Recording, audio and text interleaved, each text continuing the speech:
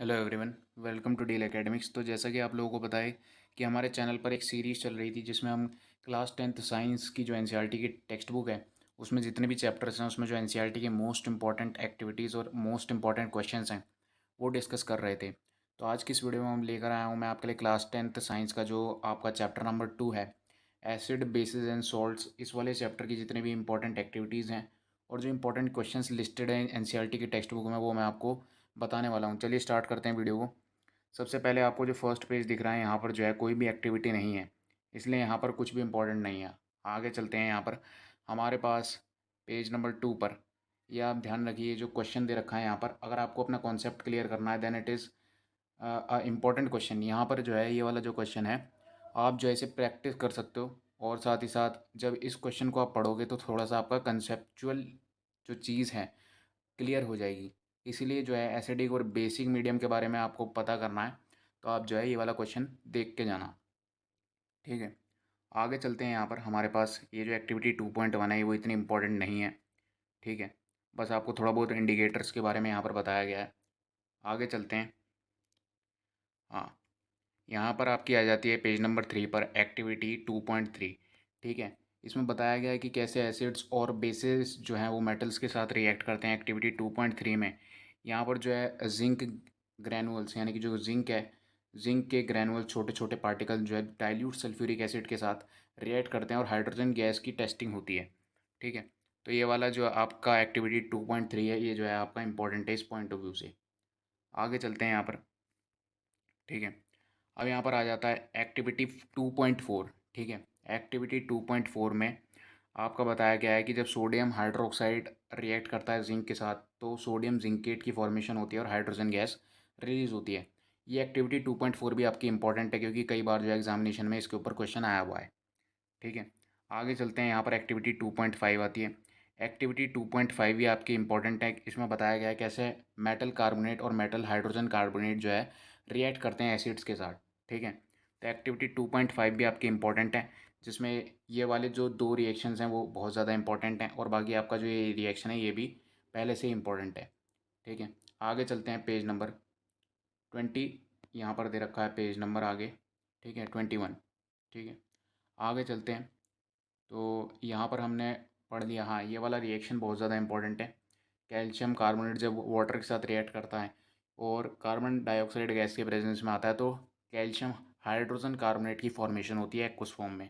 ठीक है, तो ये वाला आपको ध्यान रखना है। फिर आ जाती है एक्टिविटी 2.6। इसमें बताया गया है कि एसिड्स और बेसिस एक दूसरे के साथ कैसे रिएक्ट करते हैं। तो आपको पता है जब एसिड बेस के साथ रिएक्ट करता है तो सॉल्ट और वाटर की फॉर्मेशन होती है।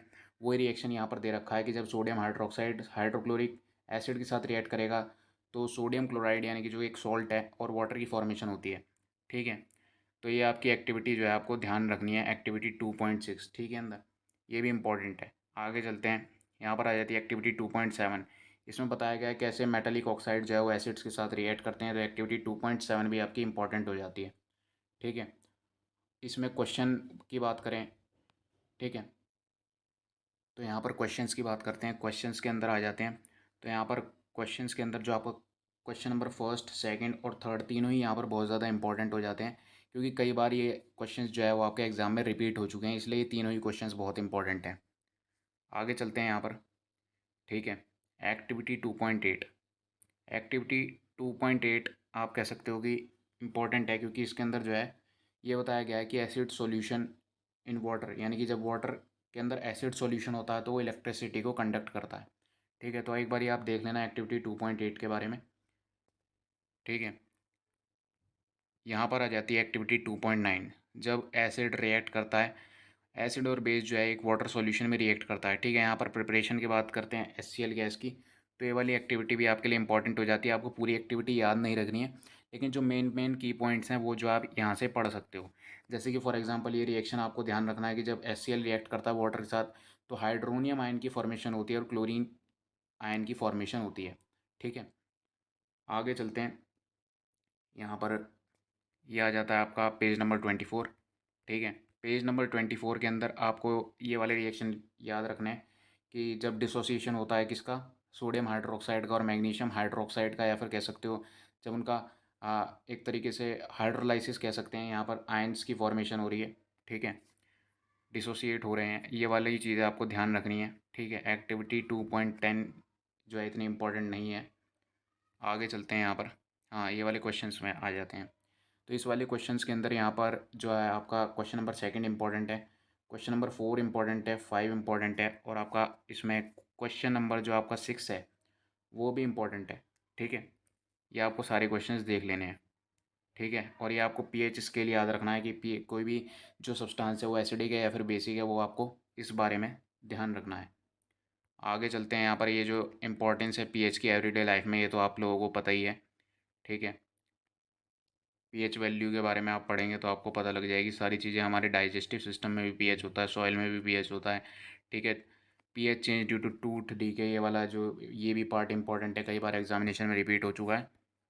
तो ये सारी चीज़ें जो आपको ध्यान रखनी है, ठीक है। अब यहाँ पर आ जाते हैं क्वेश्चंस के बारे में बात करते हैं। तो इन क्वेश्चंस के अंदर आपका जो क्वेश्चन नंबर 1 है वो इम्पोर्टेंट है, ठीक है। क्वेश्चन नंबर सेकंड आपका इंपॉर्टेंट है, और आपका क्वेश्चन नंबर 4 इंपॉर्टेंट है। ये आपको ध्यान रखना है, इसको मार्क कर लेना है फटाफट अपनी एनसीईआरटी की टेक्स्ट बुक में। आगे चलते हैं यहाँ पर। यहाँ पर बात आ जाती है सॉल्ट की, ठीक है। ये सॉल्ट की एक्टिविटी 2.14 है, ये इतनी इंपॉर्टेंट नहीं है आपके एग्ज़ाम के पॉइंट ऑफ व्यू से। आगे चलते हैं यहाँ पर। ये सोडियम हाइड्रोक्साइड वाला पार्ट जो है वो इम्पोर्टेंट है, आपको देख के जाना है एक बार, ठीक है ना। ये एक्टिविटी खास जो है, हाँ, ये वाली जो क्लोर एल्कली प्रोसेस वाली एक्टिविटी है ये काफ़ी इंपॉर्टेंट है। इसके अंदर बस आपको बेसिकली क्या करना है, एक बार ये एक्टिविटी को रीड आउट कर लेना है और जो रिएक्शन है वो आपको याद रखना है, ठीक है। क्लोर एल्कली प्रोसेस में ये वाला जो रिएक्शन है आपको याद रखना है, ठीक है, सोडियम हाइड्रोक्साइड की जब फॉर्मेशन होती है। आगे चलते हैं। यहाँ पर आ जाता है ब्लीचिंग पाउडर। ब्लीचिंग पाउडर एक इम्पॉर्टेंट पार्ट है। यहाँ पर कैल्शियम ऑक्सीक्लोराइड जो कि ब्लीचिंग पाउडर होता है उसकी फॉर्मेशन होती है, ये वाला आपको ध्यान रखना है, ठीक है। आगे चलते हैं। यहाँ पर ब्लीचिंग पाउडर की यूजेस वगैरह देख लेने हैं आपको। बेकिंग सोडा देख लेना है, ठीक है, ये पार्ट आपको देखना है। बेकिंग सोडा के यूजेस और आपका ये वॉशिंग सोडा वाला पार्ट आ जाता है, ठीक है। आगे चलते हैं यहाँ पर, ठीक है।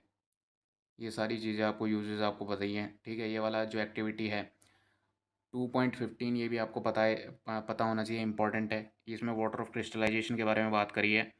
फॉर एग्जांपल ये जो आपका कॉपर सल्फेट, आपका ये जो है, सॉरी, ये आपका जो कॉपर सल्फेट वाला पार्ट है ये आपको देख के जाना है, ठीक है।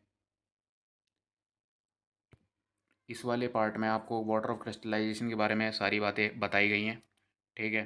इसमें प्लास्टर ऑफ पेरिस की भी फॉर्मेशन के लिए आपको जो है वाटर ऑफ क्रिस्टलाइजेशन की ज़रूरत पड़ती है, ठीक है। तो ये आपको ध्यान रखना है। हाइड्रेटेड कॉपर सल्फेट है यहाँ पर CuSO4.5H2O, ठीक है। अब यहाँ पर आगे बढ़ते हैं प्लास्टर ऑफ पेरिस के बारे में। तो प्लास्टर ऑफ पेरिस के बारे में आपको ध्यान रखना है, ठीक है। इसकी कैसे कैसे फॉर्मेशन होती है ये आपको ध्यान रखनी है। आगे बढ़ते हैं। यहाँ पर जिप्सम की फॉर्मेशन के बारे में आपको पता होना चाहिए, ठीक है। आगे चलते हैं। इसमें जो क्वेश्चन है ये आपका फर्स्ट वाला क्वेश्चन इंपॉर्टेंट है, ठीक है। सेकंड वाला क्वेश्चन इंपॉर्टेंट है, थर्ड वाला क्वेश्चन इंपॉर्टेंट है, ठीक है। और फिफ्थ वाला क्वेश्चन भी आपका इंपॉर्टेंट है, ठीक है। तो ये सारे क्वेश्चंस जो है आपको देख कर जाने हैं एग्जामिनेशन से पहले, या फिर जो भी आपका टेस्ट वगैरह हो।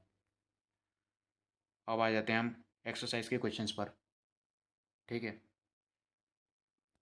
एक्सरसाइज के क्वेश्चंस में आपका क्वेश्चन नंबर फर्स्ट इंपॉर्टेंट है, ठीक है। क्वेश्चन नंबर फर्स्ट इंपॉर्टेंट है। क्वेश्चन नंबर सेकंड इंपॉर्टेंट है, ठीक है। क्वेश्चन नंबर थर्ड इंपॉर्टेंट है। क्वेश्चन नंबर फोर्थ इंपॉर्टेंट है, ठीक है। और बात करें तो यहाँ पर क्वेश्चन नंबर आपका सिक्स्थ इंपॉर्टेंट है, और क्वेश्चन नंबर सेवन्थ भी इंपॉर्टेंट है, ठीक है। आगे चलते हैं। हमारे पास आ जाता है और एक्सरसाइज के क्वेश्चंस। तो क्वेश्चन नंबर 8 इंपॉर्टेंट है, ठीक है। और इसमें जो क्वेश्चन नंबर आपका 10 है वो भी इम्पोर्टेंट है। क्वेश्चन नंबर 11 इम्पॉर्टेंट है। क्वेश्चन नंबर आपका 12th के दोनों पार्ट इम्पॉर्टेंट हैं।